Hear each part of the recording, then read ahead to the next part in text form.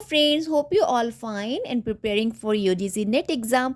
Welcome back to my channel NS English Academy. This is Sonia and in this video guys मैं आप लोगों के लिए solid revision लेकर आई हूँ विथ क्रोनोलॉजी टेक्स्ट राइट। आज मैं आप लोगों के साथ कवर करने वाली हूँ major writers and their major text. Trust me guys, मैंने मेजर राइटर जो इंपॉर्टेंट एग्जाम में कई बार रिपीट हो चुके हैं उन्हीं सब का लिस्ट मैंने प्रोवाइड किया है आप लोगों को। So please stay tune with me till the end of my video right.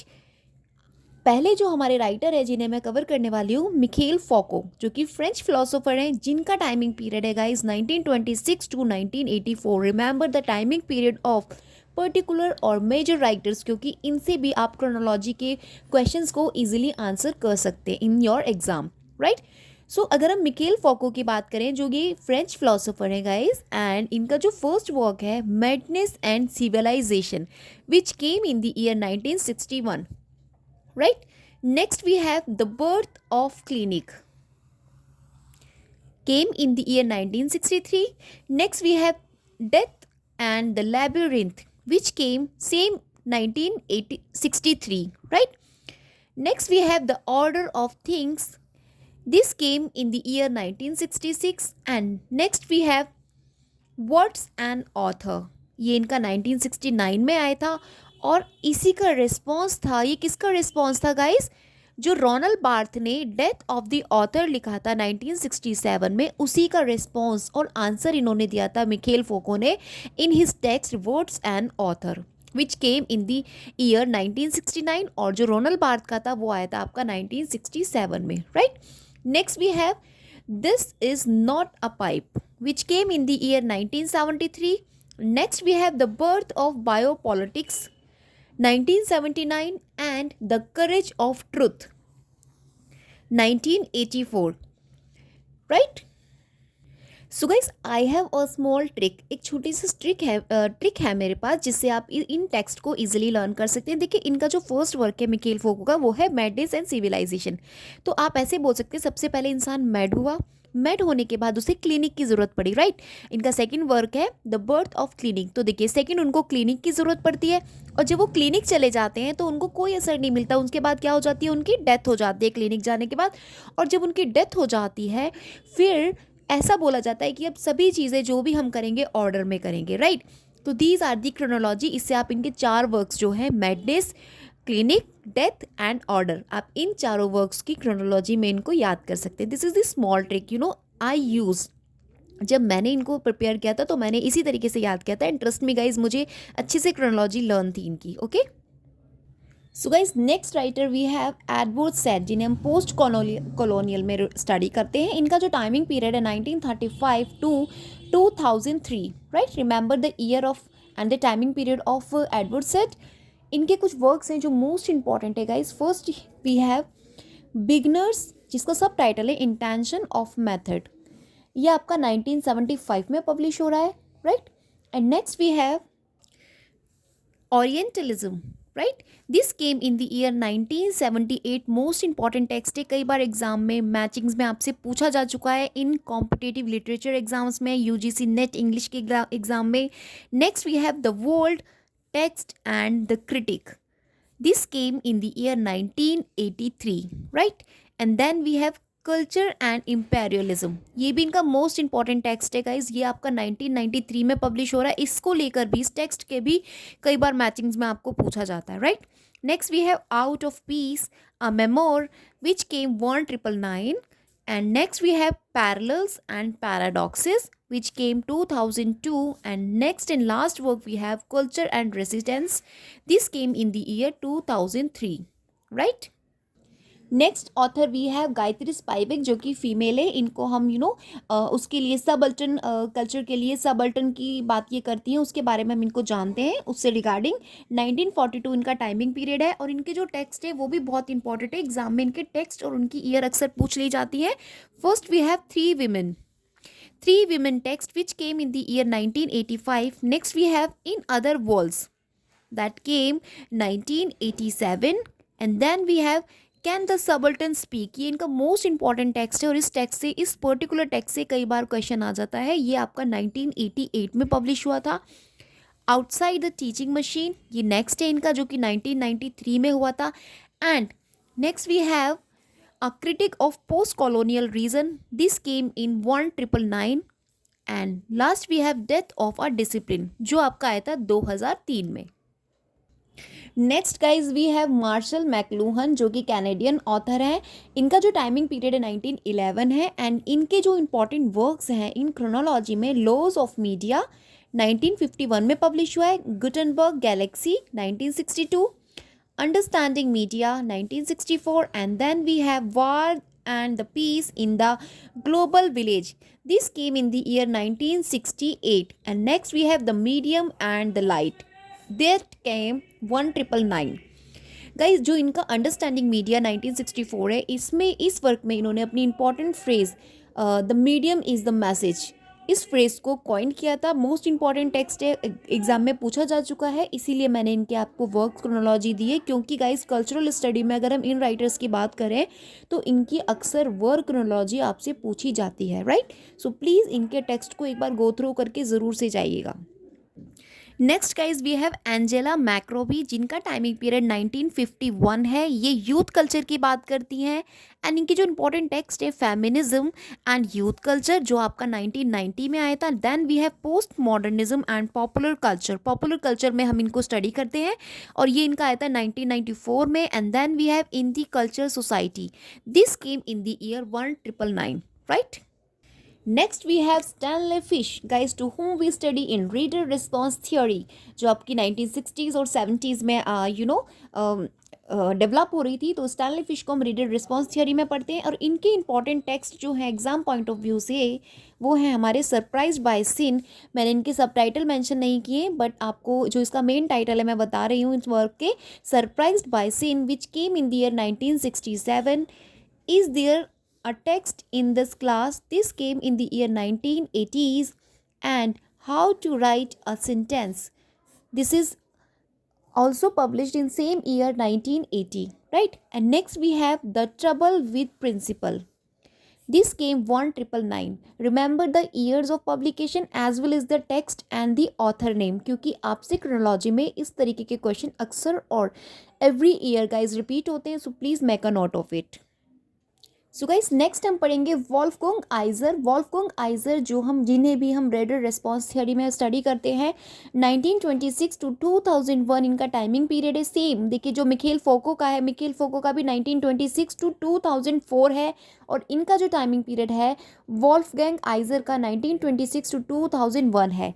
इनके जो इंपॉर्टेंट टेक्स्ट हैं द इम्प्लाइड रीडर 1974 में आया है, द एक्ट ऑफ रीडिंग 1978 है, stepping forward this came in the year 2000 और ये इनका जो वर्क है ये अनपब्लिश्ड है. Okay.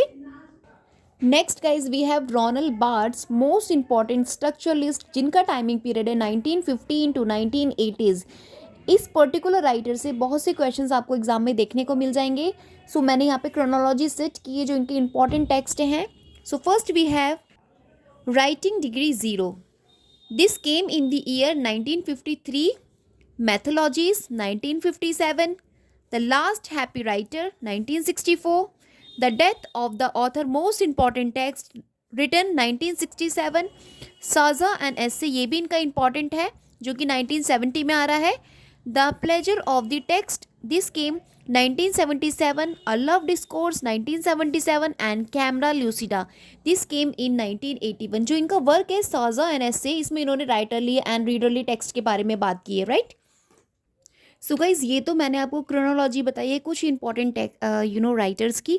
If you like this video, अगर आपको लगता है इसी तरीके की वीडियोस आपको हेल्प करेंगी तो मैं आगे भी आप लोगों के लिए इस तरीके की वीडियोस ला सकती हूँ जिसमें मैं और जितने भी इनके अलावा मेजर राइटर्स हैं जिनकी क्रोनोलॉजी आपसे एग्ज़ाम में पूछी जाती है या प्रीवियस ईयर पूछी जा चुकी है तो मैं उन सबको आपके साथ कवर कर सकती हूँ. एंड गाइज मेन थिंग क्या होती है, हम लोग क्रोनोलॉजी तो देख लेते हैं but how to sustain this in your mind, this is the biggest thing.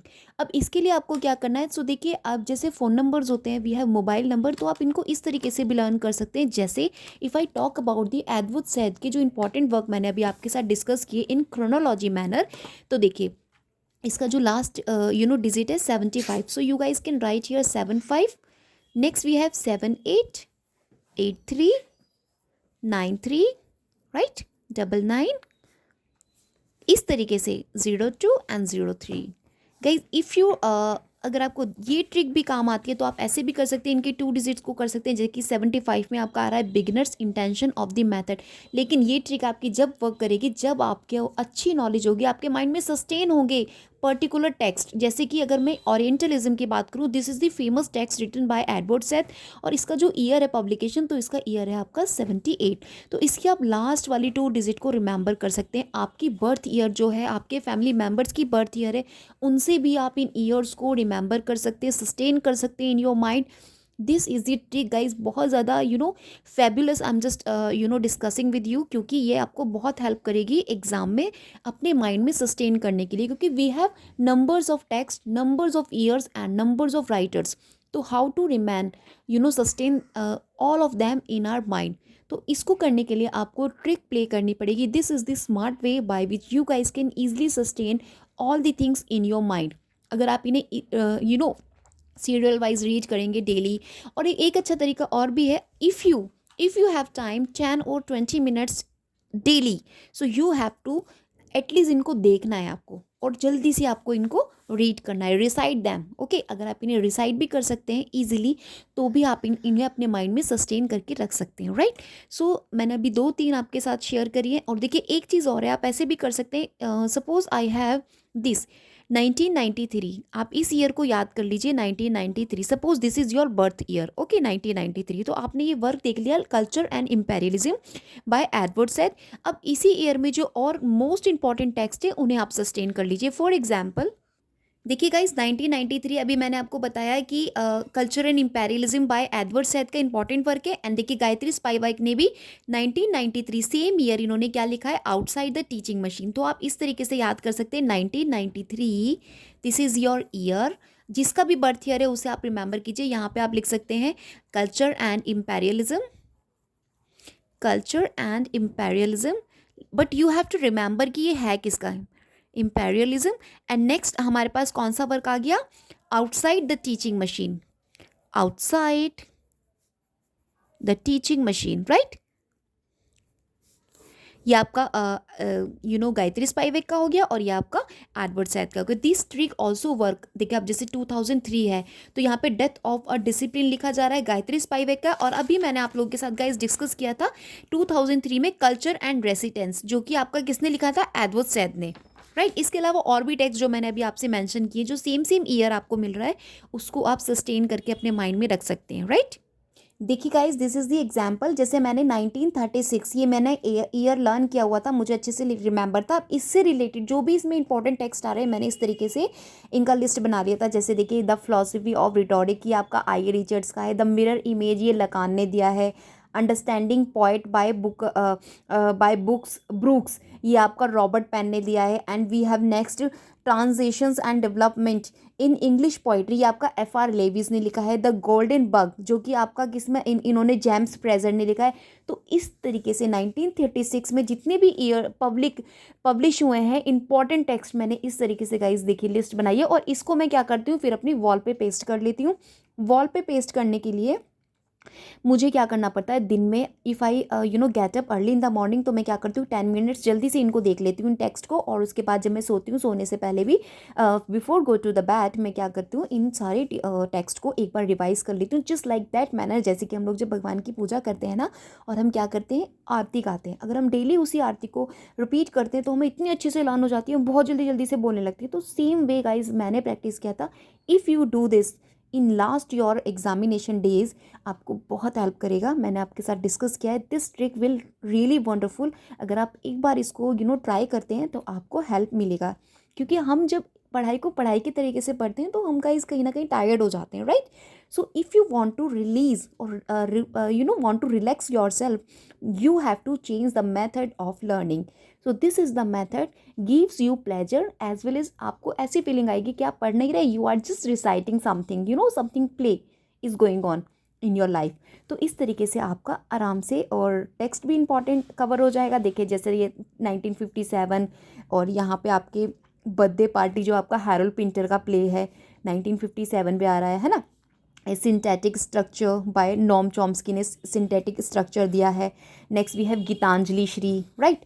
Methodologies आपकी रोनल बार्थ की मैंने अभी आपके साथ डिस्कस किया था 1957 में, ठीक है। एनाटॉमी ऑफ क्रिटिसिज्म, ये आपका नॉर्थरोप फ्राई ने, जिनको हम उसमें पढ़ते हैं आर्केटाइपल क्रिटिसिज्म में हम नॉर्थरोप फ्राई को पढ़ते हैं ना, इन्होंने एनाटॉमी ऑफ क्रिटिसिज्म दिया था, ये भी इनका 1957 में आया था। देखिए लिटरेरी क्रिटिसिज्म ये क्लिंट ब्रूक ने दिया था, जिन्हें हम न्यू उसमें पढ़ते हैं प्रैक्टिकल, हाँ न्यू क्रिटिसिज्म में हम लोग स्टडी करते हैं आपकी क्लिंट ब्रूक की, राइट। और प्रैक्टिकल क्रिटिसिज्म में हम आई रिचर्ड्स को पढ़ते हैं। So these are the text. And यहाँ पे देखिए मैंने 1928 ईयर मेंशन किया हुआ, तो इस तरीके से गाइस मैंने ईयर वाइज मेंशन करके मैं इसको अपने वॉल पे पेस्ट कर लेती हूँ। एंड 2 और 5 डेज में मुझे ये मेरे को इतने अच्छे से, क्योंकि ऑब्जेक्टिव एग्जाम है आपका, सो आप इजिली उसको आंसर कर सकते हैं। अगर आपको एक बार भी वो टेक्स्ट नजर आ जाएगा तो you have to just click, right. आपको वहाँ पे क्लिक ही तो करना है। तो रिमेंबर करने के लिए सस्टेन इन योर माइंड, अगर आप सस्टेन कर सकते हो अपने माइंड में, तो this trick will wonderful, right, for exam point of view. Hope guys आपको मेरी आज की वीडियो पसंद आई हो। प्लीज़ अगर आपको ये वीडियो पसंद आई है तो मुझे बताइएगा कमेंट करके, जिससे कि मैं अभी एग्ज़ाम आने वाले हैं, मैं इस तरीके की और वीडियोस आप लोगों के साथ शेयर करूँगी, जिसमें मैं क्रोनोलॉजी टेक्स्ट आपके साथ आपको प्रोवाइड करूँगी। एंड ट्रस्ट मी, इससे बाहर आपको कहीं कुछ भी एग्जाम में नहीं मिलेगा। जो भी कुछ मिलेगा सब कुछ इसी में कवर हो जाएगा, क्योंकि जितने भी राइटर्स और टेक्स्ट मैं आप लोगों के साथ वीडियो में प्रोवाइड करती हूँ और आप लोगों के साथ डिस्कस करती हूँ, बिलीव मी, मैंने PYQs को बहुत अच्छे से एनालाइज करके उसके बाद ये लिस्ट बनाई है, देन मैं आप लोगों के साथ डिस्कस करती हूँ। If you don't believe this, तो जब आप एग्जाम में बैठेंगे ना और आपको सारे क्वेश्चंस फैमिलियर लगेंगे, then you come to know what I am saying now, right. Till then bye bye, have a great day. Please do subscribe channel अगर आपको लगता है कि this video worth for you. Please अगर आपने मुझे सब्सक्राइब नहीं किया है and you are watching my video, please this is the condition, you have to subscribe my channel, right? This is the fees of mine you can consider in your mind.